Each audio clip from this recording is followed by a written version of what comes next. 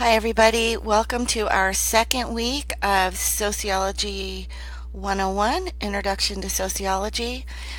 This recording is on this week's assignments. So, why don't you pause and go ahead and open your lecture quiz, which is found under modules for week 2. Okay, and once you come back, we will get started. So this week's assignment, we have 3 assignments this week. There is a lecture quiz. Hopefully you have your lecture quiz open. The lecture quiz is due on Saturday. Oh, whoops, I forgot a 1 there. It's due on Saturday at 11:59 p.m. We also have a response journal, and the response journal is due on Saturday at 11:59 p.m. And then we have a discussion board with 2 due dates. The first due date is your main post, which is due Thursday at 11:59 p.m. And then your peer responses, which are due Saturday at 11:59 p.m. I just want to remind you that Canvas does not alert you to Part 1's due date on Thursday, so you have to keep track of that one yourself.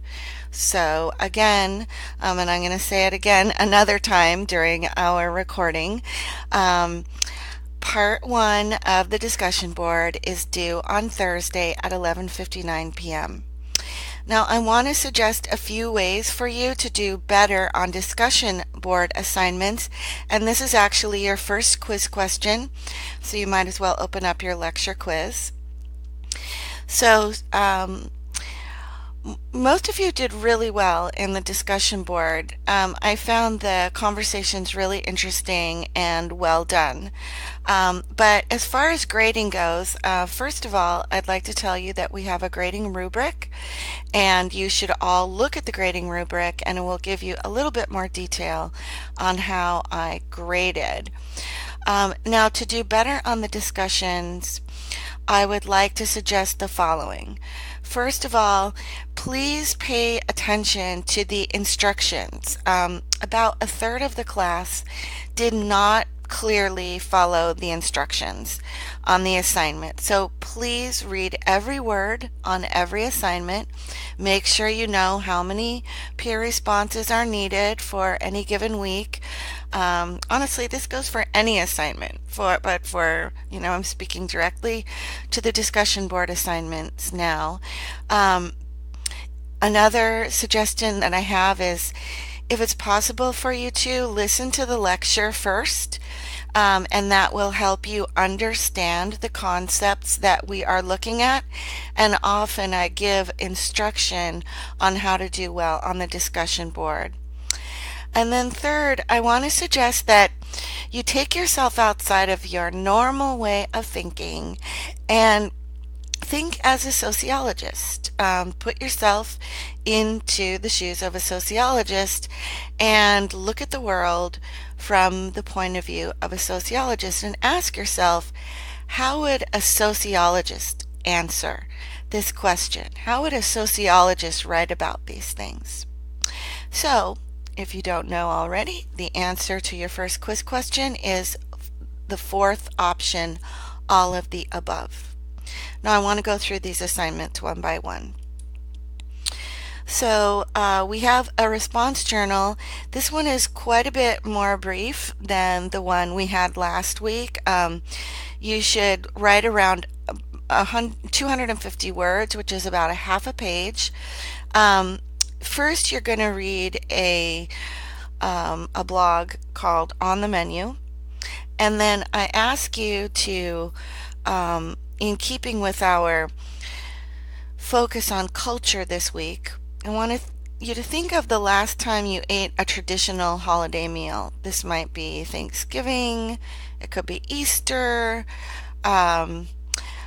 it could be, I'm Jewish, we have Passover, anything from your own personal traditions.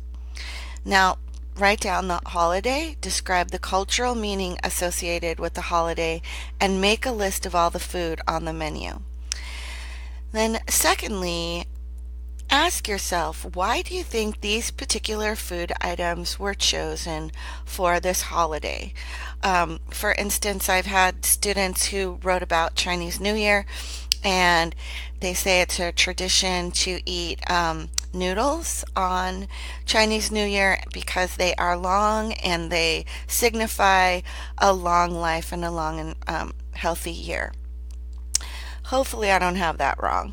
Um, but look at the foods that you eat and try to find out what is the cultural significance associated with them. If you're not sure, you can ask your family members, ask your grandparents, aunts and uncles. Try to find out what is the cultural association with this menu. And also, um, are there any traditions associated with the preparation of food? Like on Christmas, in many Latino families, they make tamales together. And so that's a cultural tradition that would be associated with the food on the menu. Okay.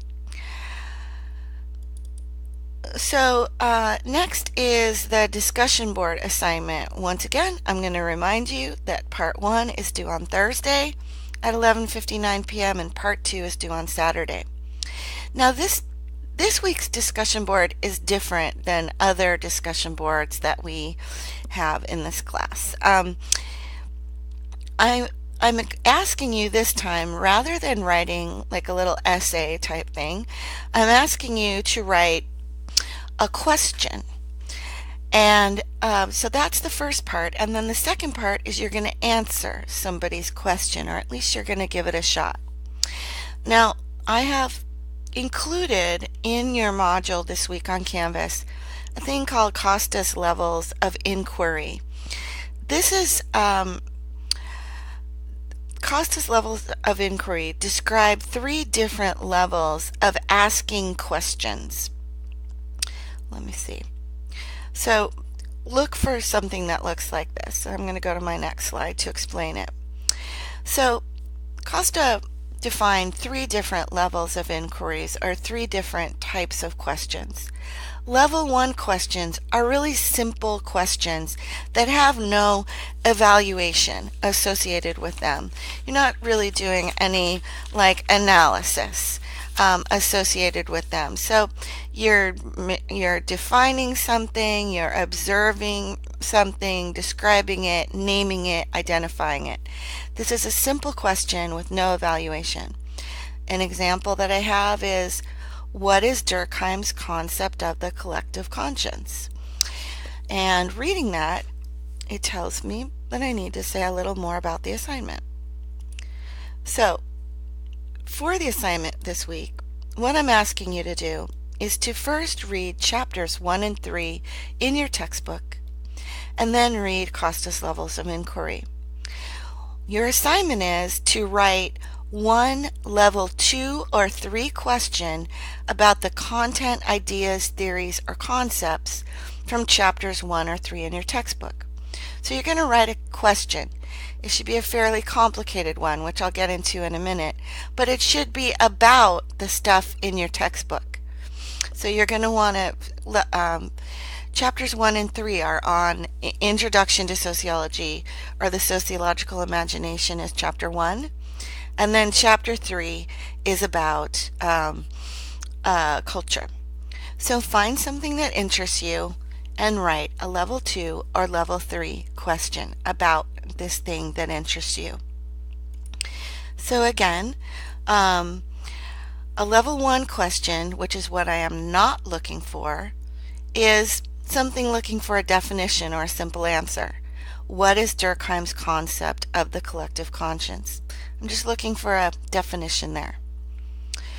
A level 2 question puts 2 concepts together. One way to do it is to analyze the concepts by putting 2 concepts together and synthesizing them, comparing and contrasting them, or integrating them. So here I've put together Durkheim's concept of the collective conscience and his position on social deviance, and I asked this question: How does Durkheim's concept of the collective conscience relate to his position on social deviance? So this is two concepts, compared or integrated. A level 3 question is really a lot like a level 2 question, but you throw your own experience in there. So you'll see from my question, I once was caught for shoplifting and felt ridiculed by those around me for this crime. How does this experience relate to Durkheim's concepts of the collective conscience and social deviance? So you can do the same using your own experience and applying them to two or more concepts from the book. And it could be anything in there, but it should be the concepts or ideas or thoughts or theories that are in the book. So part 2, which is due on Saturday, this week you're going to only answer one person's main post. And what you do is you answer their question. They might ask a really difficult question. That's something very difficult for you to answer. So I'm not grading you on how perfect of an answer you give. I am going to grade you on how much effort you put into your answer. I'm aware that people are going to ask impossible questions to answer. Just do your best and I will grade you on how much effort you put into your answer. So answer one person's question as best you can. And remember that each question should be answered by only one person. So in your discussion group, each question should have one answer and no more than one answer. If you see that somebody else has already answered another one of your group members' questions, move on. You can't answer that one. You need to go to somebody else. Okay, those are our assignments for this week. And this concludes this recording.